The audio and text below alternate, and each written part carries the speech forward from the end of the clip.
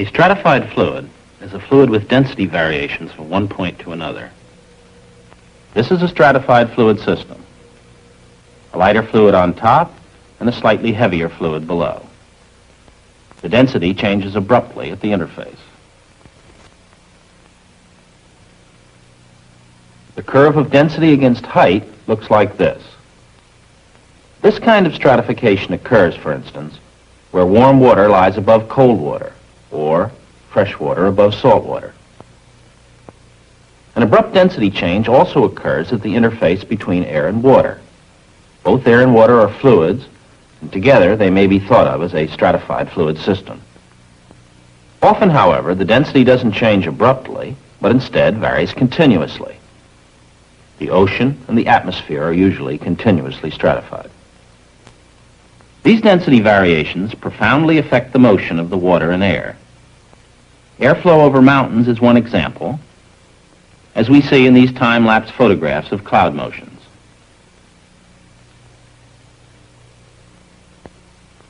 Smog is another example of the effects of stratification, and there are many other examples in science and technology.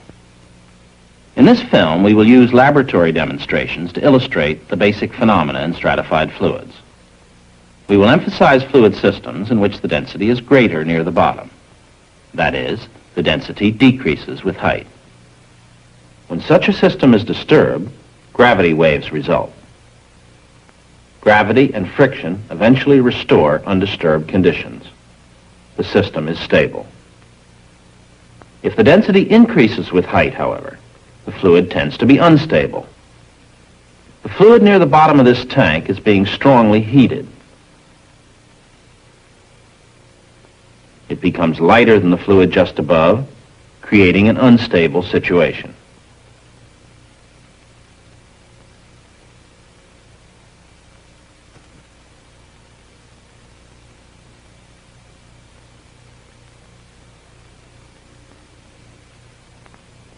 But let's get back to the behavior of fluids that are stably stratified in the vertical.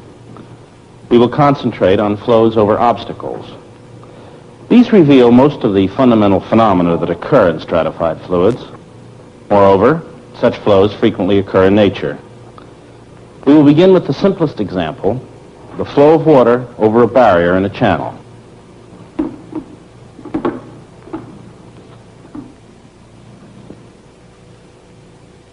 We will produce flow relative to the obstacle by moving the obstacle through the water. When the camera moves with the model, we see an apparent flow from the left over a stationary model. In this way, we produce an approach flow uniform with height. Phenomena in water flows depend on the dimensions of the obstacle relative to the depth and on the approach Froude number. A local Froude number may be defined at any section as the ratio of the fluid velocity at that section to the square root of the gravitational acceleration times the local fluid depth. Since the square root of GH is the speed of the fastest small amplitude water wave, the Froude number compares the fluid speed to wave speed. Where the Froude number is less than 1, the flow is called subcritical. Where it is greater than 1, supercritical. Let us now look at flow patterns as we increase the Froude number based on the approach conditions from low to high values. First, a very low approach Froude number. The flow is subcritical everywhere. The free surface dips down slightly over the obstacle.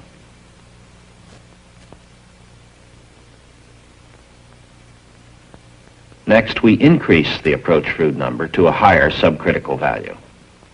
The obstacle is at rest. As it starts, notice a blocking effect, which causes a rise in the upstream level.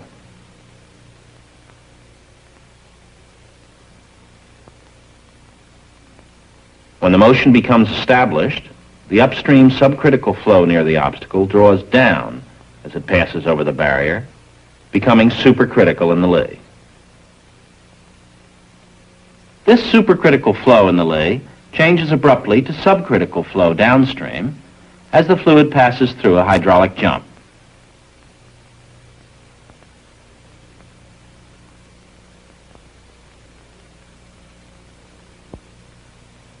Here's a hydraulic jump at the base of a dam.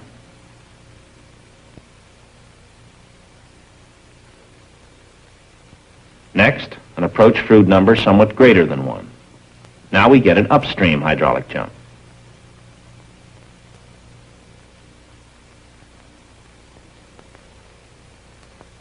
The fluid goes from supercritical far upstream to subcritical as it passes through the jump, then passes to the supercritical conditions downstream as it passes over the obstacle crest.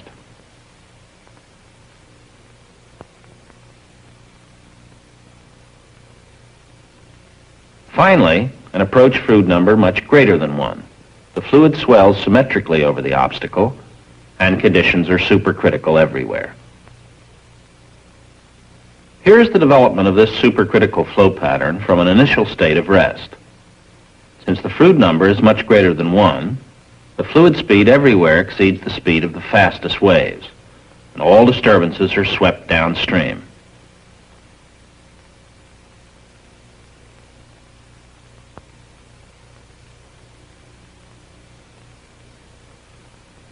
Let's look again at these flow patterns as the approach fluid number is increased from low to high values. A slight dip down over the obstacle. Hydraulic jump in the lee. Hydraulic jump upstream. Symmetric swell over the obstacle.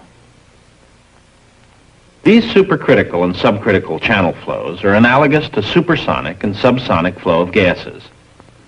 The fluid number corresponds to the Mach number, and the hydraulic jump corresponds to the shock wave. Phenomena similar to those of water flows in a channel occur in stratified liquids with internal density variations. These waves are at the interface of two liquids with a slight density difference.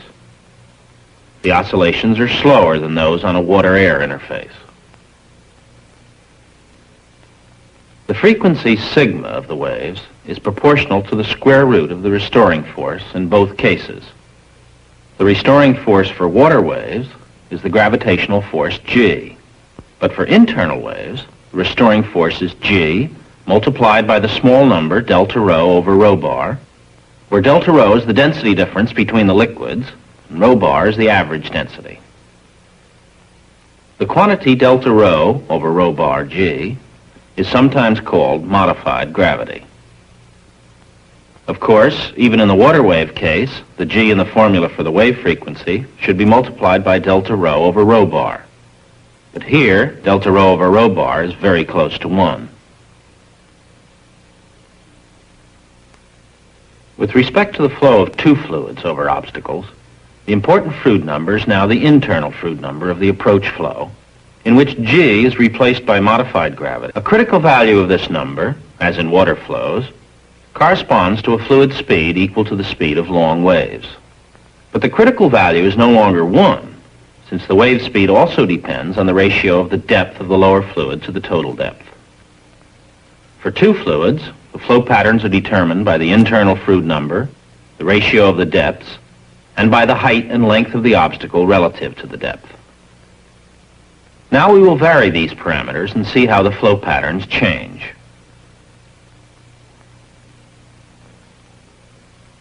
A long obstacle and a low value of the internal fluid number of the approach flow leads to subcritical flow at every section and a slight drawdown of the interface over the barrier.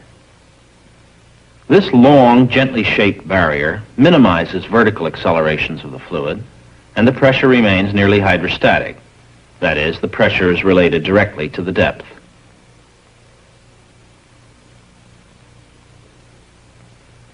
However, for the same ratio of fluid depths and the same internal fluid number, a shorter model of the same height results in weak lee waves, as non-hydrostatic pressures become important. As we increase the fluid number by increasing the speed, these lee waves become stronger.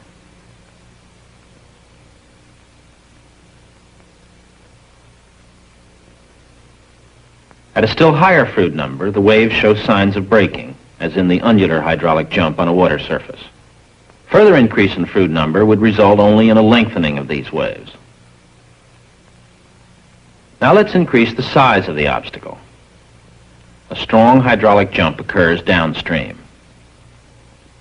The upstream subcritical flow changes to supercritical as it passes over the barrier. Further downstream, it jumps to a new level, and the flow again becomes subcritical. Look upstream as this flow begins. Notice the strong blocking effect. That is, the lower fluid ahead of the obstacle builds up in depth.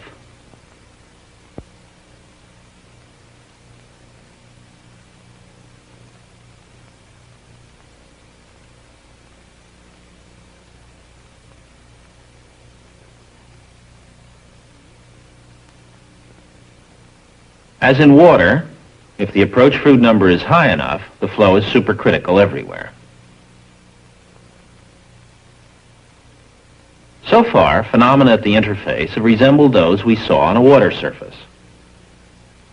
This is because we have had a deep upper fluid in all cases. Let's remove some of the upper fluid. The lower fluid is now deeper than the upper. Downstream of the obstacle, the depth of the lower fluid abruptly decreases in what might be called a hydraulic drop.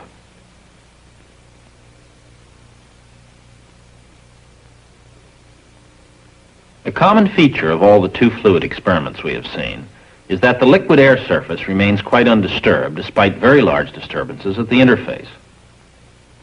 We can explain this if we forget for a moment that there are two fluids in the channel, and notice that in all of these two-fluid experiments, the ordinary fluid number is much less than 1. In other words, conditions are very much subcritical as far as disturbances of the liquid-air interface are concerned. The free surface becomes disturbed if we move the obstacle sufficiently fast to obtain an ordinary fluid number of the order 1. In such cases, the internal density variations are no longer important. We can also disturb a two-layer system by moving an obstacle in the upper layer. There is an interesting application of this. It was noticed long ago that ocean-going vessels off the coast of Norway suddenly found themselves unable to maintain their accustomed speed as they moved past the mouth of a fjord. This deadwater phenomenon was first explained by the Swedish oceanographer Ekman. He pointed out that the fresh water from the fjords flows out in a density current over the heavier water of the ocean and forms a two-layer stratified fluid system.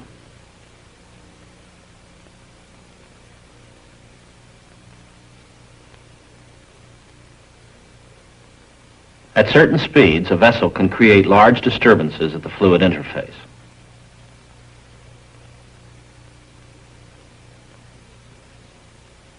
These disturbances contain a great deal of energy, and the power of the ship's engines is used up in creating them. Notice that the liquid air surface is rather undisturbed. The wave drag comes principally from the internal waves.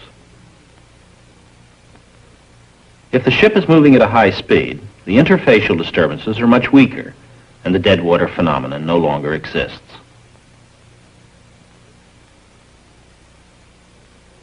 A basic feature of two-fluid systems is that the fundamental mode of oscillation is a simple sine wave at the interface. A three-layer system, however, has two distinct modes. Here's one, and the other. Indeed, one mode is added for each layer. Carried to the limit, an infinite number of infinitely thin layers has an infinity of modes. This is equivalent to a fluid system in which the density varies continuously with height, as in the atmosphere and oceans. Before we see experimental examples, let's consider the parameters which govern the flow of a continuously stratified fluid over an obstacle. Again, the most important non-dimensional number is the internal fluid number. Here, delta rho over rho bar is the fractional density difference from the top to the bottom of the channel. The flow patterns are influenced not only by the internal fluid number, but also by the relative dimensions of the obstacle. Now we will look at some experiments in which we vary the internal fluid number and the obstacle height. Our experimental fluid is a saline solution in which the salt concentration, and therefore the density, decreases continuously with height. The tracer particles are neutrally buoyant polystyrene beads. the uneven distribution of beads does not reflect the density distribution. The density distribution depends only on the salt concentration and is more or less linear with height. Here is something analogous to the supercritical flow of water. The Froude number is high, and the fluid simply swells over the barrier as water does at supercritical speeds. If we drop the internal Froude number below its first critical value of 1 over pi, simple sine waves appear in the Lie.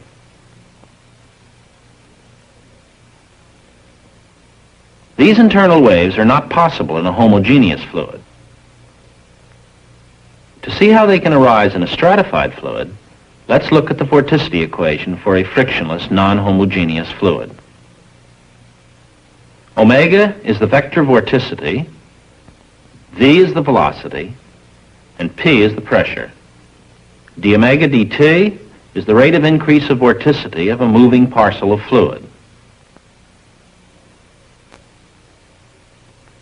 The last term shows that the vorticity can be generated through the interaction of the pressure and density fields. This equation can be solved under certain circumstances to yield flow patterns corresponding to the experiments we have just seen. Here's the pattern for the first of these. We can make use of this pattern to show the relationship between the generation of vorticity and the wave motion. The density varies from point to point in the fluid, but because the motion is steady, the density is constant along a given streamline. The density gradient is everywhere normal to the streamlines.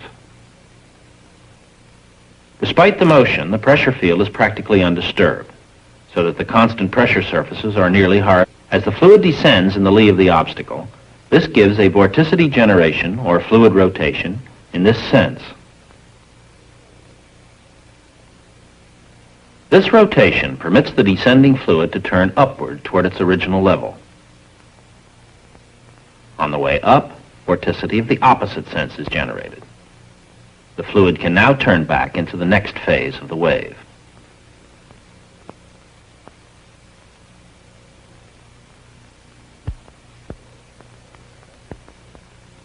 Of course, these waves can also be explained from a buoyancy force viewpoint. The descending fluid particle finds itself in a heavier environment and is forced back up as it moves along. It overshoots, then descends again, and so on. When the barrier is small, the waves have small amplitudes, as we have seen. If we increase the height of the barrier, keeping the internal Froude number the same, the amplitude of the waves gets much larger. We are speeding up the action photographically in this and some later experiments to bring out certain features of the flow more clearly. In the theoretical flow pattern corresponding to this experiment, closed streamlines appear. In the experiment, these regions appear to be unstable and break into turbulent eddies. The loss of energy in this turbulence causes the wave amplitude downstream to be less than that indicated by the corresponding theory.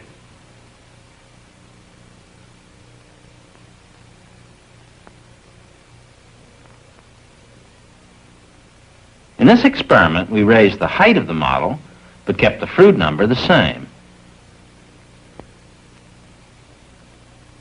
A decrease of Froude number reduces the length scale of the fluid motion, and in addition, the wave structure is no longer a simple sine wave.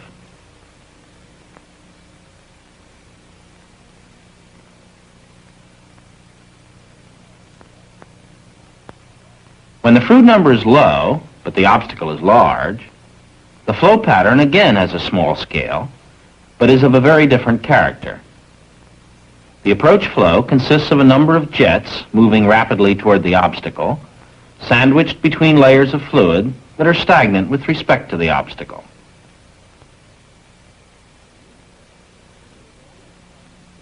In these flows, there is always a stagnation layer extending from the bottom of the channel to the level of the crest.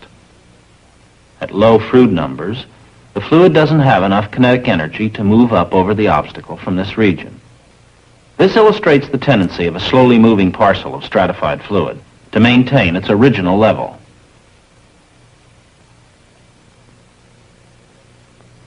The jets and stagnation layers further up in the fluid are not so easily explained. To see how a jet develops, we'll watch the establishment of a flow with a single jet at a higher internal Froude number. Watch the region above the obstacle near the top surface. The fluid stagnates there. Then the stagnation region begins to spread upstream, ultimately forming a layer of fluid at rest with respect to the barrier.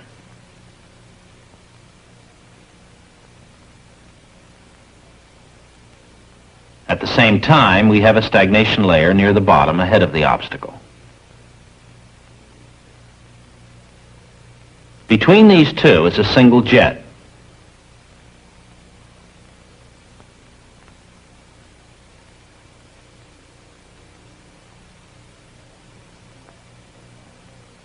As we start the model from rest, notice how the lower stagnation develops.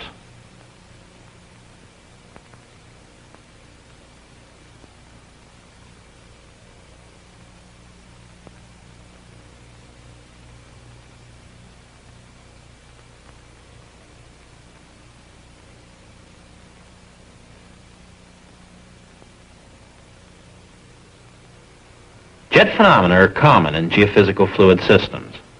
Examples are the Gulf Stream and the equatorial undercurrent in the oceans and the jet stream in the atmosphere. Another example of a natural flow of a stratified fluid is the flow of air over a mountain ridge. Such flows have been carefully studied in the Owens Valley east of the Sierra Nevadas in California. Here is a streamline pattern constructed from balloon and glider observations there on a day when there was a strong lee wave. The vertical scale is exaggerated in this cross-section. We can model this flow in the laboratory. This is a model of the Owens Valley region. The density stratification of the atmosphere is simulated by the density variation in salt water. The Froude number is the same as that in the atmosphere on the day the observations were made. A single large wave appears over the valley. When the wind is weaker, the number of waves over the valley increases.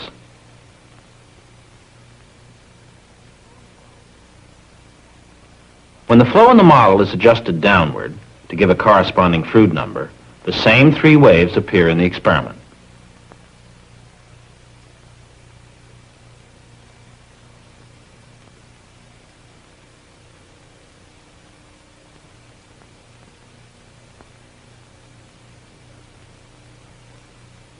Density stratification has an important effect on diffusion in fluids. For example, smoke coming from a chimney diffuses turbulently if the atmosphere is not stably stratified, as we see in these speeded up pictures.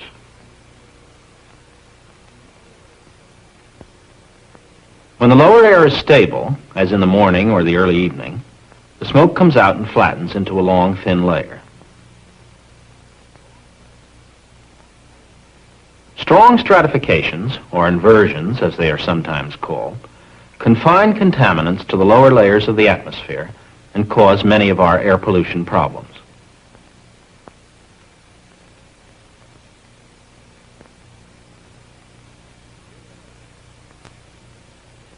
Here's another example of the effect of stratification on diffusion.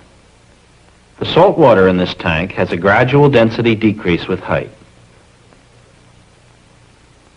The effluent is a bit lighter than the water at the level of the pipe and rises and spreads out at an intermediate level.